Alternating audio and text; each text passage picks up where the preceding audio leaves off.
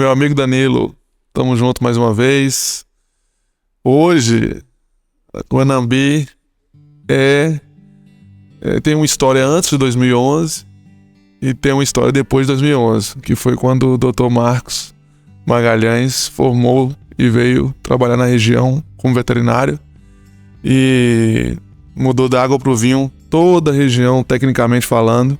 Nós vamos escutar um pouquinho dessa história aqui hoje, que vale muito a pena. Danilo, é um prazer a gente estar aqui. Rubens, obrigado pelo convite. A honra é toda nossa, é um privilégio estar participando aí do 8º episódio. Depois do nome de tanta gente boa que passou por aqui, vamos tentar trazer um pouquinho aqui da nossa história. Meu nome é Ixon, sou sócio do Marcos. Agradecer, Danilo, você, ao Will, a todos os envolvidos aí no Mesa Verde. É uma honra pra gente, como o Marcos já disse, uma honra pra gente estar participando com vocês aqui.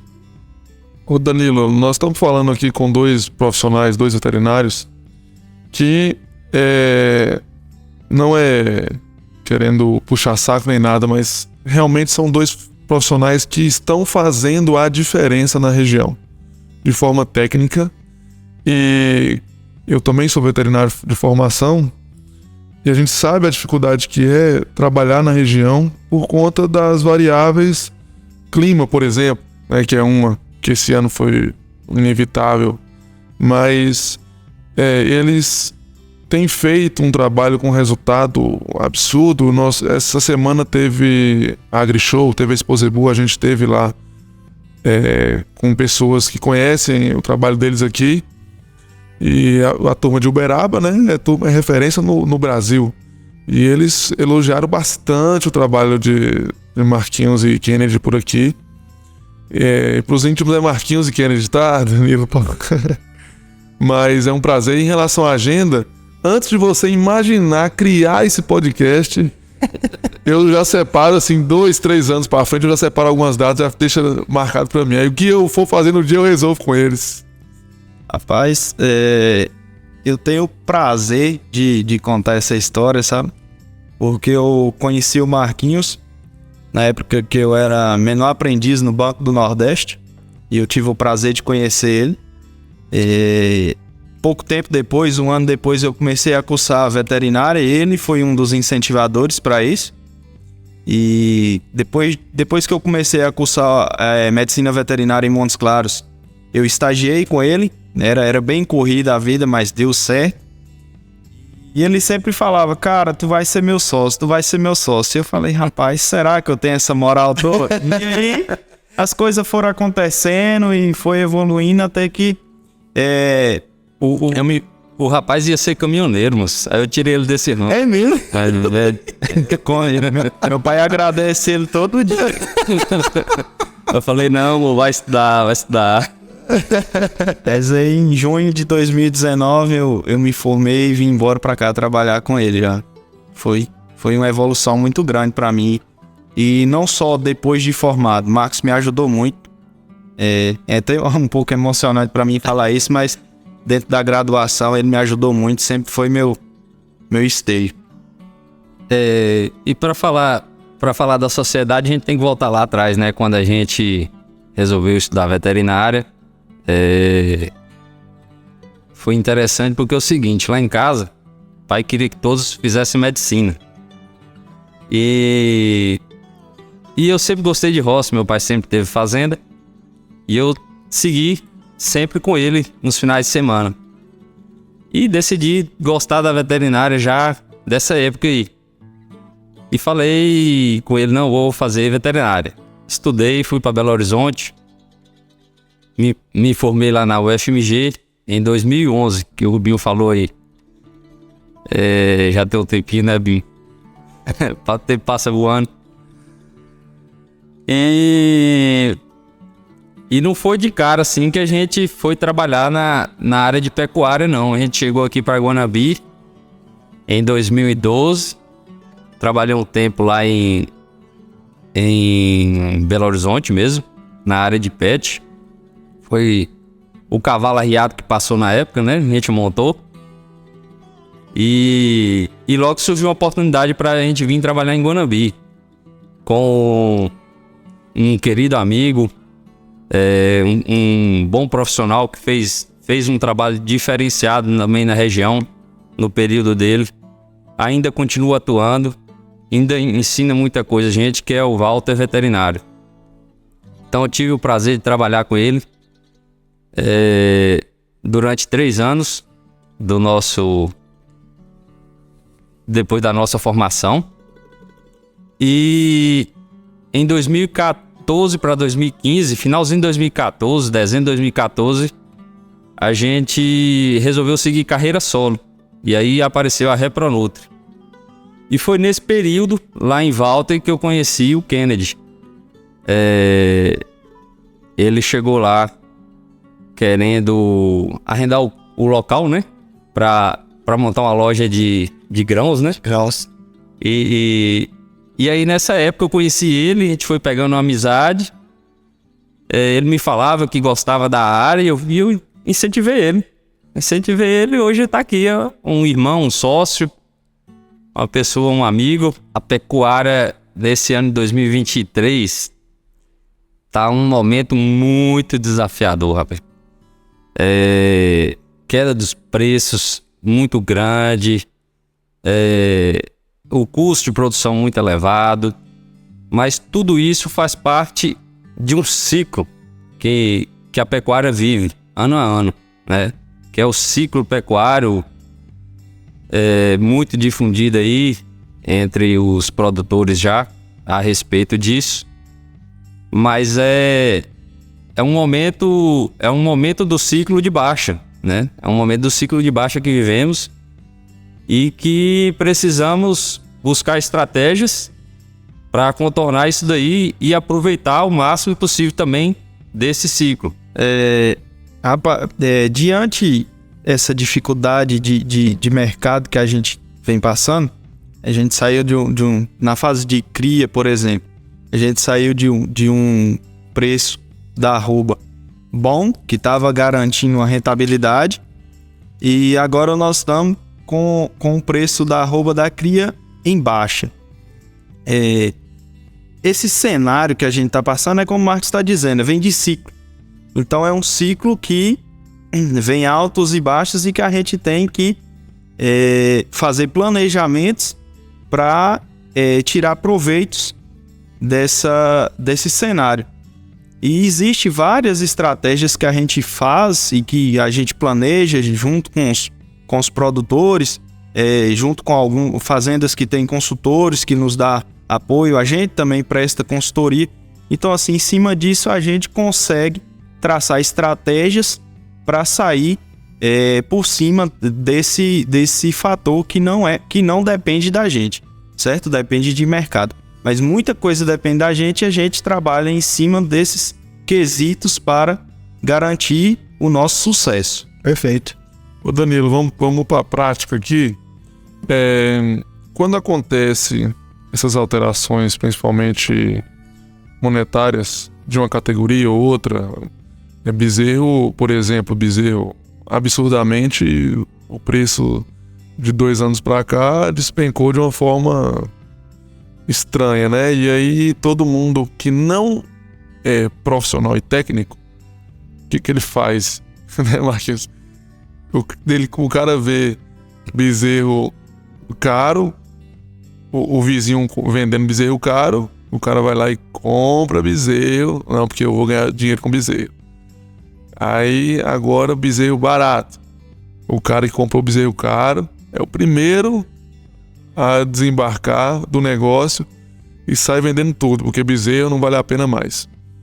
Esse tipo de gente, o próprio mercado vai excluindo esse perfil de produtor que na verdade atrapalha mais do que ajuda a cadeia produtiva nesse aspecto. E aí está a importância de uma consultoria, de um veterinário nesse aspecto, porque as pessoas passam a ter noção de como que é o negócio a longo prazo. Marquinhos não vai chegar na fazenda e falar com um cara que segue essa estratégia aqui, que esse ano é isso. Não, nós estamos pensando esse ano que vem, ano passado o que aconteceu, ano que vem o que vai acontecer, tudo sempre a longo prazo. Então a presença do veterinário nesse sentido faz muita diferença. E aí, Marquinhos, você pode falar pra gente a sua experiência, como que é o perfil do produtor da nossa região, por exemplo? Tem muito aventureiro? Essa turma, como é que tá isso no mercado hoje? O que eles estão falando? Estão saindo do negócio? Não tá? Como você enxerga isso? É bom ou não é? Isso vai ajudar quem é profissional ou não interfere nada? O que você falaria hoje com um produtor que tem bezerro na sua fazenda, que tem vaca na sua fazenda, ou que tem boi gordo na sua fazenda? O que esse cara tem que fazer? Né? Assim, não existe receita de bolo, obviamente, mas uma ideia pra gente trazer a pessoa que tá do outro lado aí, ela começa a entender um pouco como que é esse mercado. É dessa forma mesmo, Rubinho. A pecuária era uma atividade de ciclo de tempo aí de 3 a 5 anos de planejamento. Ela não é um negócio de ciclo curto. Então a gente tem que pensar lá na frente com uma coisa mais sólida, né? E se falando hoje no perfil do produtor da nossa região, quando a gente chegou aqui, era um produtor, maioria pessoal mais velho, né? São produtores mais velhos, pouca gente nova na atividade, que a gente percebia. E nesses 10 anos eu percebo que tem entrado bastante gente nova, tem começado a renovar o perfil dos nossos pecuaristas aqui. E mesmo os produtores mais tradicionais também têm aberto mais a cabeça às novas tecnologias, ouvido mais o técnico no campo, aplicando tecnologias de melhoria para sobreviver os desafios da nossa região aqui, que diferente do resto do país, a gente tem particularidades aqui que são muito desafiadoras, que é o clima. Dificulta demais um planejamento forrageiro. Então dificulta demais o planejamento de uma fazenda hoje, né? A taxa de lotação, descarta, não descarta animais, então fica difícil, né? Mas com a aplicação certa da tecnologia, com a orientação correta, com as informações de mercado que a gente tem hoje muito acessível, a gente traça estratégias para passar por cima do ciclo, né? Aproveitar o momento de baixa para reter animais, aumentar estoque de animais, desfazer de animais mais erados, mais pesados, colocar animais mais jovens. Então, a estratégia nesse momento é esse. O máximo de retenção de animais jovens, aumentar estoque de arroba nas fazendas. Agora tudo com um bom planejamento forrageiro. Um bom planejamento forrageiro. Porque senão, chega lá no mês de setembro, outubro, o cara tem que desfazer todo o estoque que ele fez a preço de banana, né?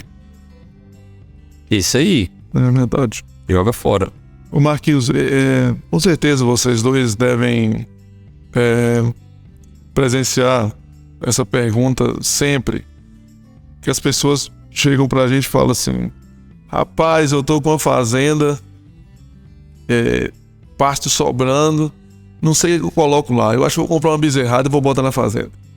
Isso é toda hora, né, Kennedy? E aí a gente começa a resposta assim: depende. Porque, mais uma vez, não existe receita de bolo. Não existe receita de bolo.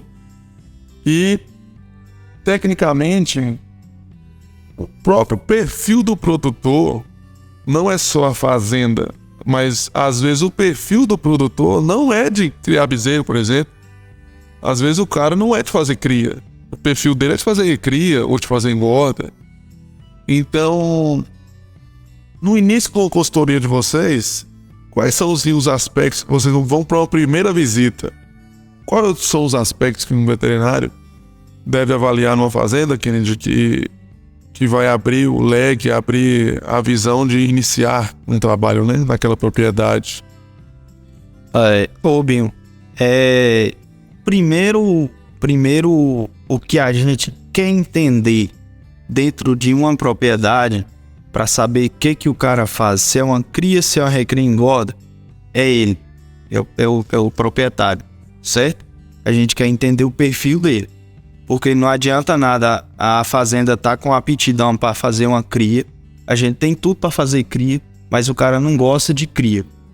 Ele vai viver contrariado o tempo que ele for nessa atividade e vai se frustrar. Isso é certo. Mas assim, falando da propriedade, a gente tem que avaliar o que tem nela de disponibilidade forrageira, certo? O que tem nela de estrutura, porque se tem capim, se tem capacidade de fazer um feno, se tem capacidade de fazer uma silagem, se tem um capim que suporta uma silagem, ou se tem que plantar, tem um pivô, tem uma área irrigada. O que tem nessa propriedade que dá pra gente fazer comida, estoque de comida e o que tem de pasto. Depois disso, a gente vê o que tem de estrutura, certo? É uma fazenda que tem pouca estrutura, é uma fazenda que tem pouco maquinário, então a gente vai aí pra uma cria. Se é uma fazenda que tem uma produção de comida bacana, tem um maquinário bacana, é bem estruturada, bem dividida, a gente vai pra uma recria. E aí vai aumentando o nível de tecnologia em cima disso para ter desempenho desses animais e garantir que essa fazenda seja produtiva na atividade que a gente escolhe para ela, mas isso sempre junto com o produtor, junto com o que ele gosta de fazer. Não adianta nada ter tudo e o cara não gostar, não vai ter sucesso não. Ô Rubens, vivência nossa de campo, eu já peguei vários produtores. Vou criar vaca de leite. O preço do leite tá bom, eu quero criar vaca de leite. Aí você chega lá, você conhece o perfil do produtor, conhece a fazenda dele. Você fala, rapaz, o leite vai dar errado pra você. O cara insiste e dá errado. A gente já peguei várias situações dessas. A mesma coisa é o cara, vou criar vaca e o cara gosta de comércio. E gosta de comprar, vender e comercializar. E entra na vaca e dá errado. Então, assim, a atividade tem que ser pelo perfil da pessoa. Não adianta ele insistir errado numa atividade que não é o perfil dele, não, que vai dar errado. É isso mesmo, Marquinhos. Eu já perguntei sabendo a resposta, porque a gente é acostumado a vivenciar essas situações. E realmente, Danilo, um detalhe que eu tô lembrando aqui que é super importante a gente perguntar aos meninos em relação à mão de obra. Como que tá isso dentro das fazendas hoje? Qualquer lugar que a gente vai, existe esse tipo de demanda de mão de obra mais qualificada. E o nível de tecnologia que vocês estão colocando na fazenda, e quando eu falo tecnologia, é um coxo bem feito com água limpa. Eu não tô falando de... É o feijão com arroz. Isso, bem temperado, simples, exatamente. Como que tá essa mão de obra hoje dentro das fazendas de pecuária na nossa região? O que você tem enxergado? É um dos entraves nossos aí, é a mão de obra, certo? Porém, quando a gente chega numa fazenda, isso eu tenho prestado atenção de uns 2 anos para cá. Quando a gente chega numa fazenda que dá qualidade para o funcionário, que tem condições boas de trabalho, geralmente essa fazenda não de colaborador não. Ajusta os pessoal ali, ajusta os colaboradores, dá o treinamento e eles conseguem trabalhar e não falta mão de obra, certo? Agora tem algumas fazendas que não delega a função, que fica toda hora contratar esse cara não dá certo, aquele não dá certo. Não tenta treinar o funcionário, ou pelo menos não escolhe o funcionário antes de contratar. O cara bate na porta e fala, não, você entra pra cá e vai. Não funciona. Isso aí a gente já tá aleijado com isso. Realmente tá difícil, cara. Você arrumar um colaborador bom não é fácil, mas tem. Ou pelo menos tem como fazer esse cara, certo? Vai da parte de estrutura, de treinamento desse funcionário para o negócio fluir e dar certo. É um dos maiores entraves, eu acho que de toda atividade, né? Hoje é mão de obra, né? E você, com mais alguém aí que é especialista em gestão de pessoas, sabe disso, a dificuldade que é você formar um profissional hoje, dentro de uma fazenda, né? Fazer o cara comprar a ideia do seu projeto, vestir a camisa, não é fácil, não. É verdade, hoje a gente tem uma demanda, Danilo, de formação de funcionários gigantesca em todo o agro. E normalmente as pessoas falam, não, as máquinas estão vindo aí e vai tomar conta disso tudo e vai tirar a mão de obra. Não, pelo contrário, as máquinas vão forçar a pessoa a se qualificar. Tanto o produtor a investir no funcionário, porque nós estamos falando de maquinário de 500 mil, de 1 milhão, e você não investir nada na pessoa que vai lidar com aquela máquina, por exemplo, né? Exato. Fazendo um parênteses aqui, quando eu cheguei, 99% das fazendas nem uma caderneta para anotar tinha. A gente chega hoje nas fazendas que a gente trabalha e a gente vê aí Brasil afora, 2, 3 notebooks, o cara com o celular ali lançando os dados. A tecnologia tem chegado para agregar, mas não tem como eliminar essa mão de obra. Não vai ter um robô montado no cavalo para tocar uma vaca. Mas o vaqueiro vai ter que ter um conhecimento de informática. Ele vai ter que ter um nível maior de formação para poder continuar ali no campo, né? Por exemplo, fazer maternidade hoje, Danilo, na fazenda, o que é? O vaqueiro montar no cavalo e rodar o pasto caçando vaca que nasceu bezerro, por exemplo. E aí, fora as funções técnicas que ele tem que fazer com o bezerro no ato, ele já está andando com um tablet ou com um celular, cadastrando aquele bezerro, né, offline no celular. Quando ele chegar na sede da fazenda, já sobe para as nuvens via internet, já está no sistema da fazenda. Então nós estamos falando de uma cadernetinha que foi para as nuvens, né? Sim. Então realmente a tecnologia está chegando e o seu vaqueiro vai ter que saber mexer no tablet para acompanhar, não tem jeito. Quando a gente fazendas que tem esse nível de tecnologia, os colaboradores têm reclamado menos do que quando a gente chega na fazenda, o cara tem que lavar o bebedouro, consertar a cerca, montar a cavalo, olhar o bezerro, então ele não consegue fazer nada direito. Então esse colaborador ele tá difícil. Hoje a produção pecuária tem sido exigida cada vez mais sobre bem-estar animal, né? As ONGs, os países que importam os animais do Brasil têm exigido demais isso daí. E o veterinário, ele é responsável por implantar as técnicas de bem-estar animal nas propriedades. É ali no manejo do curral, é no manejo de transporte dos animais, é formando mesmo o pessoal que está no campo lá, trabalhando dia a dia nisso daí, né? Trazendo a melhor forma possível de dar conforto, de dar bem-estar animal ali naquele momento para ele, né? Além disso, na produção leiteira aí, né? Que é muito exigido dos animais, o bem-estar animal ele vai trazer produtividade para a fazenda. Não é só a questão social dos animais, né?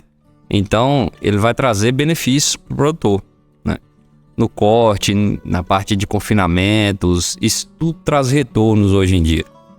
Só finalizando essa parte do bem-estar aí, a gente preza muito o bem-estar animal, sabe? E a qualidade do nosso serviço que a gente entrega no final do nosso serviço é dependente de bem-estar animal, com certeza. Se a gente não tem um cuidado com os animais que a gente está manejando, a gente que trabalha muito a parte de nutrição e reprodução, a gente é exclusivamente dependente disso. E em função disso, a gente trouxe o Emílio Sarmento para dar um treinamento para os colaboradores de algumas das fazendas que a gente atende, que ele veio criando conexões. Então, assim, é o manejo nada nas mãos. E, cara, você precisa ver o tanto de vídeo que eu recebi depois do pessoal, dos colaboradores, fazendo nada nas mãos. O feedback foi maravilhoso. Eu mandava para ele falava, cara, eu tô arrepiando aqui, eu tô emocionado. Então, assim, funciona, certo? Bastou o pessoal comprar a ideia e a gente investir nisso, funciona. Então, eu e o Marcos, a gente preza muito por bem-estar. Ô Danilo, eu acho muito importante o Idelvan, como produtor, estar aqui, porque aí nós vamos ter o testemunho de um produtor que tem o acompanhamento técnico, né? Bem específico do que ele quer na fazenda, tem uma estratégia, um projeto, um planejamento. Então é importante também o testemunho dele. E só finalizando em relação ao bem-estar animal, que os meninos estavam falando, o ponto-chave dessa questão não é só realmente social para os animais. Ah, minha vaca tá feliz agora porque ela tá num ambiente mais confortável. Não é isso, porque nós estamos numa atividade porque a gente quer ser remunerado pelaquela atividade. Nós estamos lá criando porque a gente quer ganhar dinheiro no negócio também. Então, bem-estar animal traz resultado financeiro no negócio. Vai produzir uma carne de melhor qualidade, vai produzir uma quantidade de leite maior por dia. Então tudo isso realmente interfere, impacta diretamente no negócio. Antes de fazer uma pergunta, como o Danilo falou, eu quero aqui agradecer a presença ilustre aqui dos nossos companheiros aqui e parceiros da Reprodutri, o Kennedy e o Marquinho. E dizer, Danilo, reiterar, né? Não são 2 grandes médicos veterinários, aqui tem 3 grandes médicos veterinários, né? Temos também o Rubens Filhos aqui conosco, médico. Ele não gosta, entendeu? Ele não gosta. Mas realmente são 3 grandes médicos veterinários, então eu queria agradecer a presença de todos aqui. É uma honra para mim também recebê-los aqui. E falando, inclusive agradecer também, são meus parceiros, né? Tive a oportunidade de eles fazerem parte da nossa equipe esse ano na reprodução lá na Malhada do Juazeiro, junto ao projeto Nelore RJ. Muito obrigado. A gente fica honrado em fazer parte do seu projeto. Somos os parceiros. E uma pergunta então, vou deixar aqui no ar, é a seguinte: Marcos, Kennedy, o que nós podemos fazer, o que a Repronutri pode fazer para a gente voltar a ter exposição em Guanambi? Eu estive conversando com um grande amigo e parceiro lá da Repronutri, e ele é muito próximo lá da diretoria da cooperativa. E ele trouxe a notícia de primeira mão que vai ser uma missão de honra botar esse parque para funcionar aí pro próximo ano. Então, ele está bem confiante. Eu acredito também que a palavra agora foi séria. Então, se Deus quiser, 2024 nós vamos ter a exposição de Guanambi. Tô com fé. Eu já deixei escrito, tá escrito aqui, ó, 8 de maio de 2023. Quando acontecer, eu vou falar pra ele, você é profeta. Tô profetizando não. São palavras de quem tá lá dentro. Nós sabemos. Veja bem, quando a gente nutre, como um criador amador que sou, como me considero realmente ainda um criador amador, mas sou apaixonado pelo que eu faço já. Me sinto assim extremamente realizado. Claro que preciso evoluir muito, mas me sinto assim extremamente feliz e realizado pelo que Deus tem me dado a graça de fazer junto à pecuária até o momento. Quando a gente nutre o animal, quando a gente cuida da sanidade, quando a gente cuida faz o manejo certo, isso proporciona sim um bem-estar animal, né? A vaca vai criar bem o seu filho. O bezerro, né? O bezerro vai mostrar isso, a vaca vai criar bem. O colaborador, ele tem mais entusiasmo para a atividade. E o que a gente que toca a atividade precisa, que é o retorno financeiro, porque senão, infelizmente, não tem como viabilizar, né, o trabalho, vai ter também. Então, o bem-estar animal hoje é imprescindível, é indispensável na atividade. Não só a questão, você falou, é necessário que as pessoas vejam realmente que os animais são bem tratados, são bem cuidados, mas o retorno financeiro está também diretamente ligado ao bem-estar animal. Essas boas práticas, ela faz parte do nosso cotidiano, certo?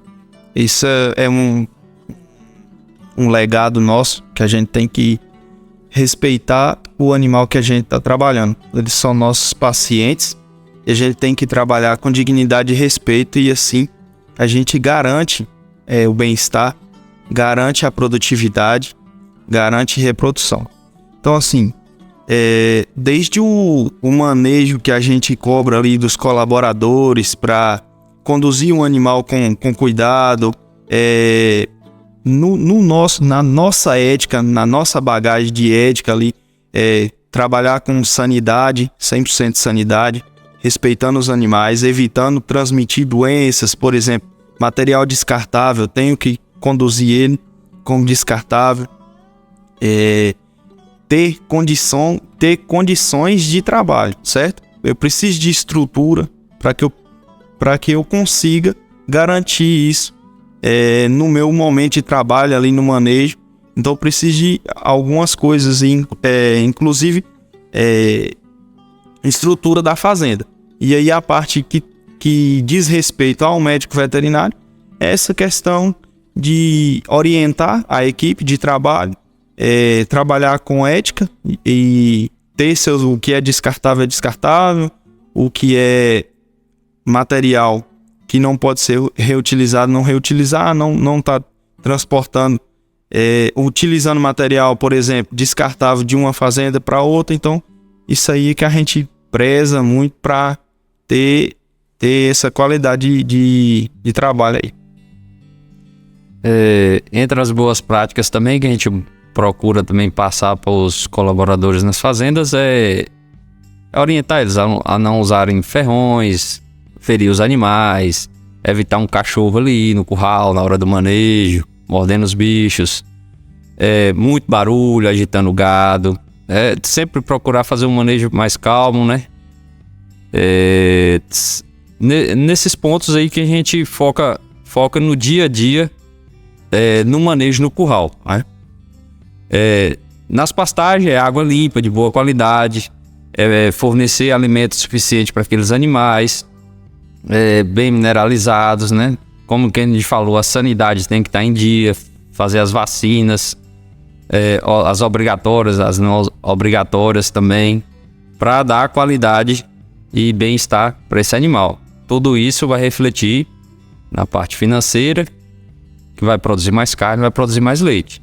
Eu queria aproveitar o embalo desse assunto mais técnico e a gente ir para uma área que é praticamente a especialidade deles hoje, que é a parte da reprodução, né? Nós estamos falando de um país que tem de 20% a 25% do seu rebanho trabalhando com inseminação artificial. Ou seja, um país que, de acordo com o Lara que teve aqui, é um país com um dos maiores rebanhos do mundo, comercial. Um país que tem, como o professor Felipe também esteve aqui falou, é um país que vai vender carne para o mundo inteiro e as pessoas vão vir, os países vão vir atrás da gente para comprar. Nós não vamos estar empurrando nada em ninguém. As pessoas vão querer comprar da gente, porque nós estamos melhorando a qualidade, nós temos preço internacional bom e nós temos eficiência e eficácia no que a gente está fazendo. Mas nós temos só de 20% a 25% dos animais inseminados. E os ganhos de um protocolo desse de inseminação são estratosféricos. E eu queria aproveitar a presença deles, obviamente, para falar sobre isso, porque é algo que a demanda ainda vai crescer muito. As pessoas, à medida que vão enxergando isso, vai comprando a ideia, né? Entendendo a necessidade. Como que tá isso na região da gente em relação à inseminação artificial e o quão isso é importante para uma fazenda ser eficiente. Marquinhos e Kennedy. Rubinho, Só mais um detalhe, se você quiser falar um pouco dos números da região, Marquinhos, é bacana também, né? O que vocês têm inseminado de animal na região, como é que tá isso e tal? pronto. Rubinho, hoje a tecnologia da inseminação artificial, que é a IATF, como você falou aí, está em torno de 25% a 27% do rebanho nacional. Graças ao advento da IATF, né, que é a tecnologia que possibilitou isso daí nos rebanhos de corte, principalmente. Nossa região hoje insemina muito pouco, não chega nem a 10%. Se você pegar o rebanho lá na ADAP e calcular o que insemina, estamos aí. Eu fiz essas contas já tem uns 2 anos. Eu acredito que aumentou e estava em 6%. Eu acredito que hoje deve ter um torno de 8%, né? É um bom sinal. Nós estamos aumentando. A cada ano que passa, temos feito mais animais inseminados, um maior número. Sempre tem aumentado o número de fazendas que têm buscado a tecnologia da inseminação. Então, assim, dentro das próprias fazendas que já vinham inseminando, o produtor está enxergando a tecnologia da IATF trazendo retorno, e as fazendas que não inseminavam estão enxergando isso também e buscando a implantar a tecnologia da IATF. Então, hoje, eu acredito que esse ano a gente fecha aí uns 13 a 14 mil animais inseminados, né, Kennedy? O ano passado a gente chegou próximo de 12, então estamos tendo um aumento aí de quase 20%, né? E isso num ano difícil. Um ano difícil para a pecuária, que de preços baixos dos bezerros, né?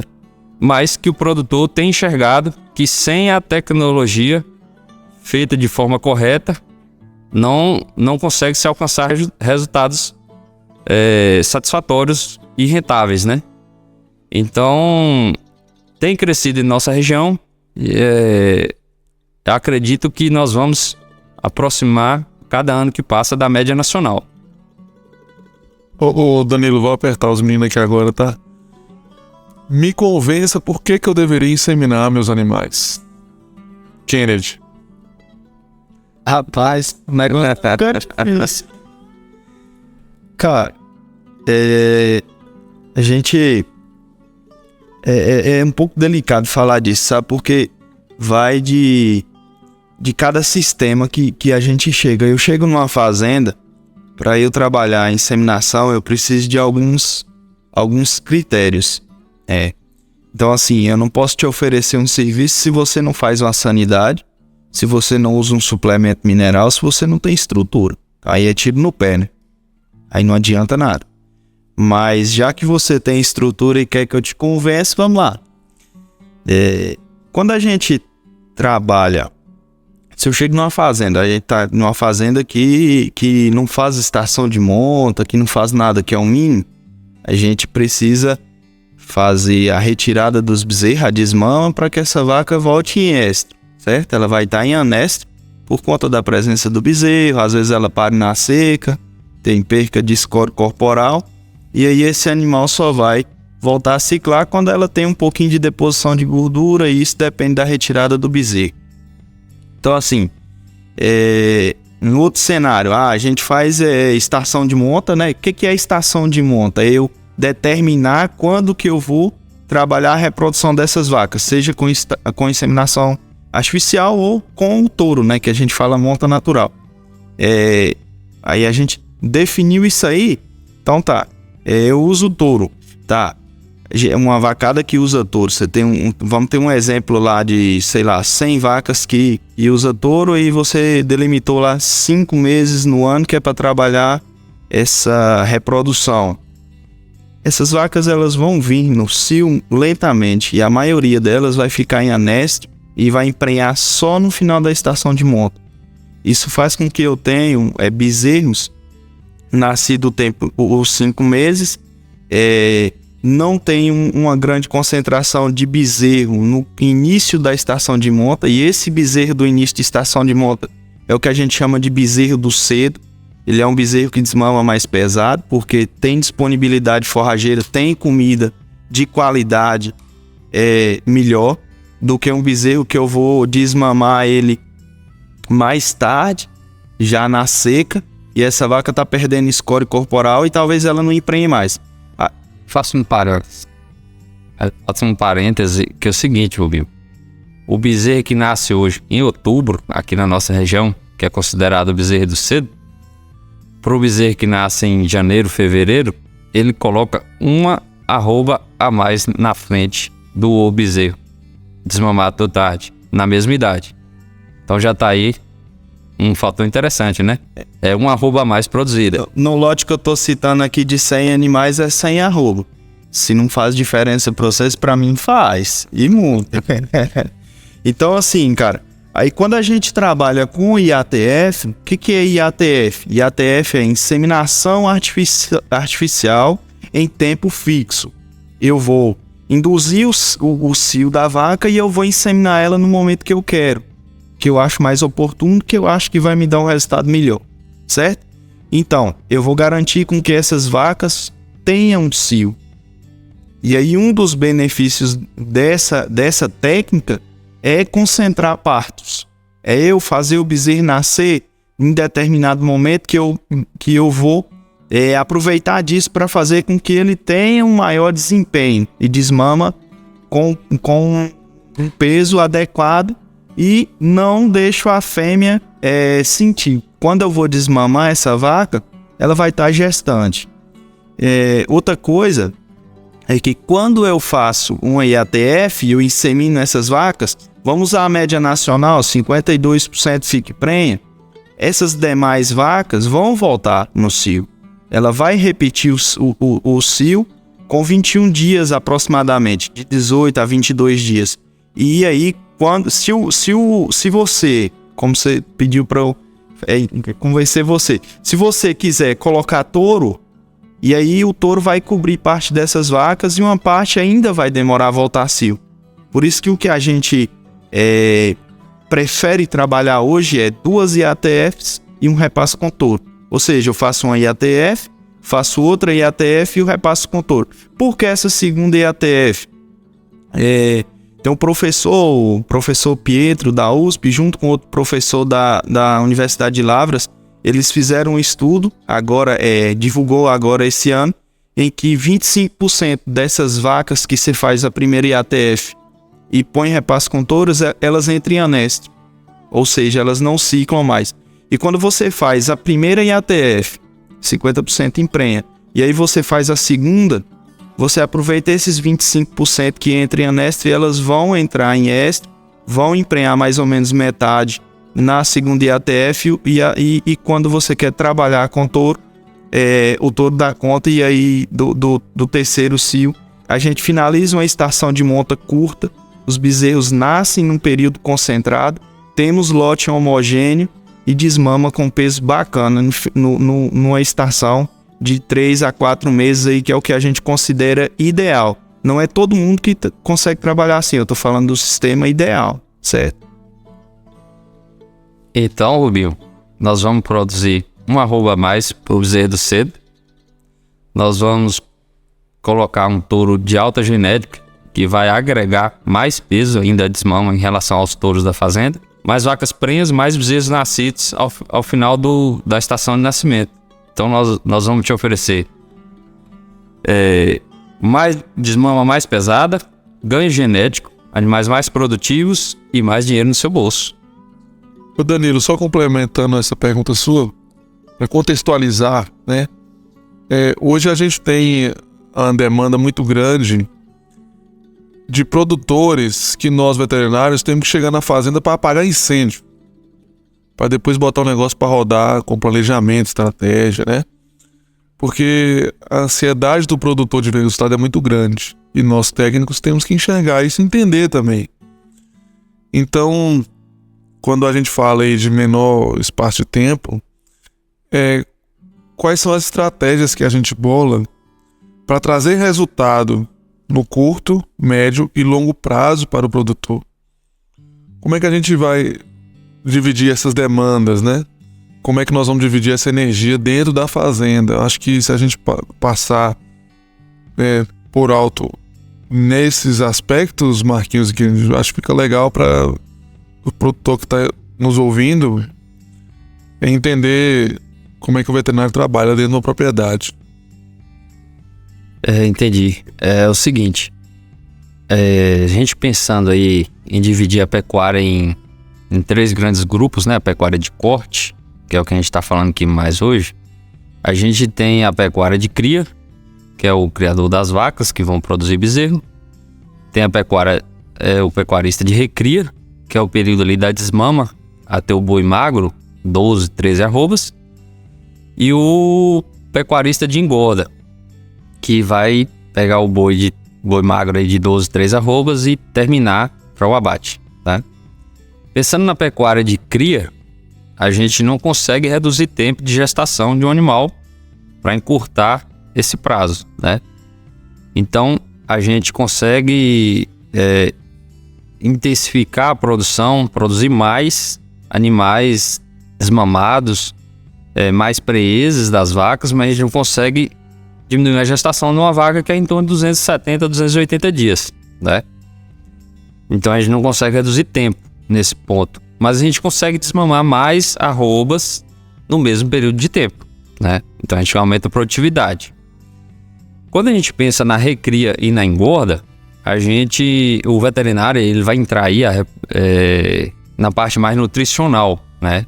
Um planejamento nutricional com suplementos para maiores ganhos de peso, um planejamento forrageiro para o animal ganhar mais peso naquela área de pasto, né? Então aí assim a gente consegue encurtar tempos que é o tempo de recria e o tempo de engorda, com o ganho de peso maior, tá?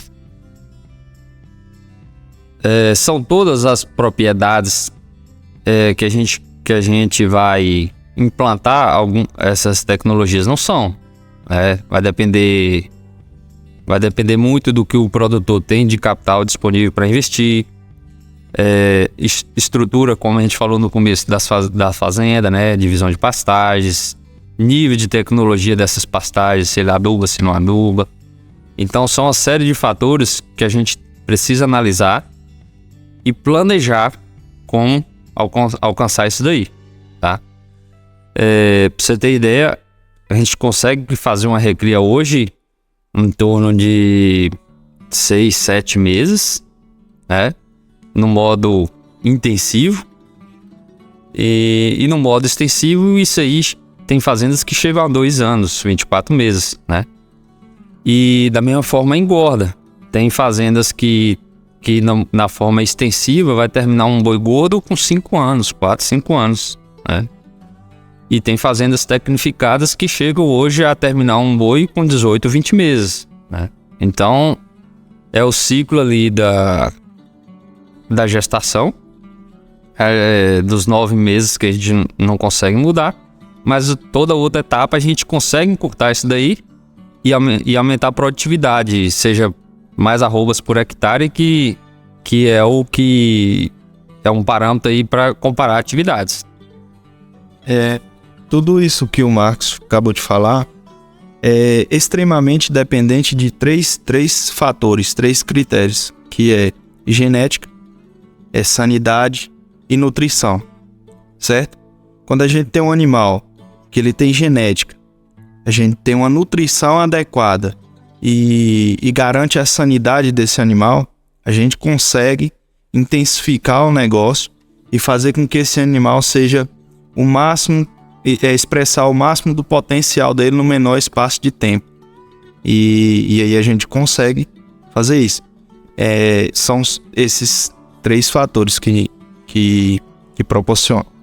Dúvida, Danilo. O Marquinho e o Keno vieram a brilhantar esse episódio aqui no Mesa Verde para nós só agradecer mesmo essa grande oportunidade que tivemos de estar aqui juntos, esse bate-papo nessa mesa. Me sinto honrado de estar aqui presente com vocês. Muito obrigado, Kennedy, muito obrigado, Marcos, obrigado, Rubinho. Enfim, só agradecer mesmo e deixar aqui uma reflexão. Quando naquele assunto ficou aqui gravado na minha mente, quando o Rubinho tocou que compram-se bovinos, bastante carne bovina e carne in natura aqui do nosso grande Brasil afora. Mas qual é o caminho que nós vamos seguir, trilhar para nós vendermos? Até estava batendo um papo com relação a esse assunto nesse contexto com o Kennedy, quando estava retornando da fazenda essa semana. Lembra, Kennedy? Lembro. O que temos que fazer para nós vendermos o nosso produto? Em vez de vir aqui comprar, eu acho que nós temos que dar um passo à frente, nós temos que parar, pensar, refletir, planejar o nosso negócio, a pecuária, né? Falando aí do agro, enfim, não só a pecuária, o agro como um todo. Eu acho que nós temos que caminhar para chegar na posição assim, nós vamos vender o nosso produto. Eu acho que aí nós vamos avançar bastante, quem sabe chegar aos patamares que a gente sempre planejou. Danilo, eu que agradeço. É uma honra poder aqui com vocês gravando esse episódio, depois de tantos nomes bons que passaram por aqui. Agradecer o Idevan, o Rubinho, a todos do Mesa Verde, né? Espero que a gente possa ter contribuído com alguma informação aí para os ouvintes e com certeza vamos estar aqui presente. É só chamar o Rubinho aqui, ter a chave da agenda nossa aqui, é só dar o ok que a gente está marcando aí a hora que precisar. Obrigado, foi um prazer. Quero agradecer também a iniciativa de vocês estão de parabéns. E aí, agradecer em nome da Repronutri aí o convite para a gente vir aqui e compartilhar com vocês um pouco da nossa rotina, um pouco do que a gente faz. Obrigado mesmo vocês. Muito bem, quero aqui agradecer de uma forma especial você que se inscreve, você que compartilha, você que curte, você que comenta, você que manda todo episódio, todo material, todo conteúdo que produzimos, que realizamos, e é neste contexto que nós agradecemos você que está aí do outro lado. A gratidão é memória do coração. Nós estamos no 8º episódio, vai vir o 9º, vai vir o 10º. Com o 10º episódio a gente encerra a primeira temporada deste projeto que superou as nossas expectativas. Não é um projeto de realização, mas é um projeto de continuidade, é um projeto de transformação. Não é sobre eu, não é sobre Delvan, é sobre nós. É por mim, é por você, é por nós. O agro não para, Madeireira Guanambi não para, Nelore RJ não para e nós também não paramos. Podcast Mesa Verde não para. Vai vir a 2ª temporada, lançaremos daqui a alguns dias e a gente só está começando. Nomes brilhantes passaram por aqui, pessoas como o Kennedy, como o Marcos, pessoas incríveis, e é um projeto que vai durar muito e muito tempo. Quero agradecer de uma forma especial você que acompanhou este episódio, 8º episódio. Compartilha, se inscreva, manda para quem você quiser, certo? Aqui encerramos mais um episódio em um oferecimento de Madeireira Guanambi, Nelore e RJ. Por você, por mim, por nós. O agro não para e nós também não paramos. Em especial, não se esqueça, trabalhe para ter a vida que você sonha, mas não se esqueça de ser feliz com a vida que você tem. Eu sou Danilo Bienfeld, fico por aqui, até a próxima, muito obrigado, até sempre, fui! Você acabou de ouvir